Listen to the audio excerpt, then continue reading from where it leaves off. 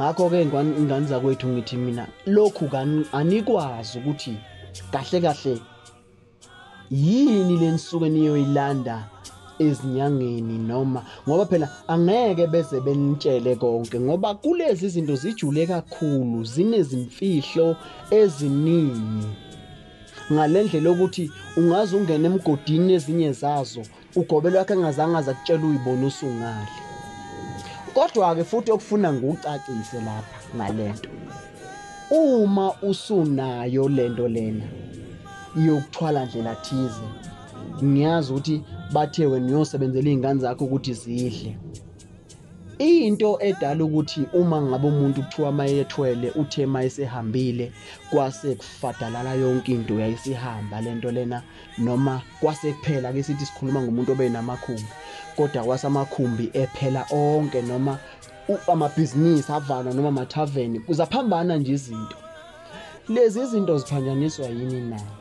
Wena muntu okade uyilandile lento ngenkathi uyithatha noma uyiphatha ufaka wenza isivumelwano sakho nayo lento noma noloyo muntu owayekade kwenzela wena wawukade uvuma ngawe uqobo. Wawukade uvuma ngawe uqobo. Ingakho uyathola abantu abanalezi zinto esikhathini esiningi bayazazi uma sebehamba ukuthi bayohamba ngasiphi isikhathi. Bazi ngoba bayazi lezi zinto uma sehamba ibuyele emuva sekufika isikhathi zokuthi zikuthathe ziyahamba nawe ekhaya besale bethu ufile kanti wena usuyoba ngumkhovu walapha lapho wawukade ulanda khona lezi zinto lezi usuyosebenzela khona. Le nyanga isikuthatha ke njengomelaphi isikuthumela ukuthi hamba osebenzela abanye abezayo bezolanda into efana nale oyilandela ekhaya. Angazi noma ngizwa kahle. Ingakho izinto ekhaya bese ifadala lingoba wena vele kawusekho mnikazi walezi zinto usuhambile uyosebenzela eminye yemizi ukuthi nayo futhi ifane nawe.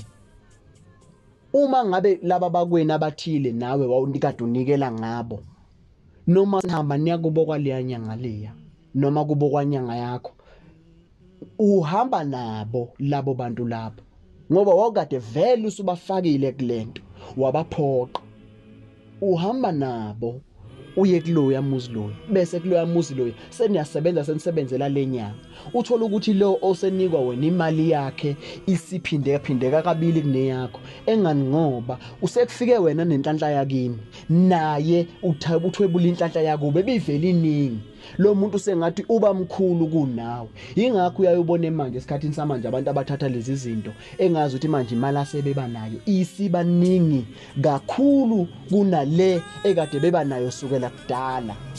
Yingoba sebebaningi abantu abalezi zinto. Ilokho bengifisa ukuthi nginazise kona ingane zakwethu.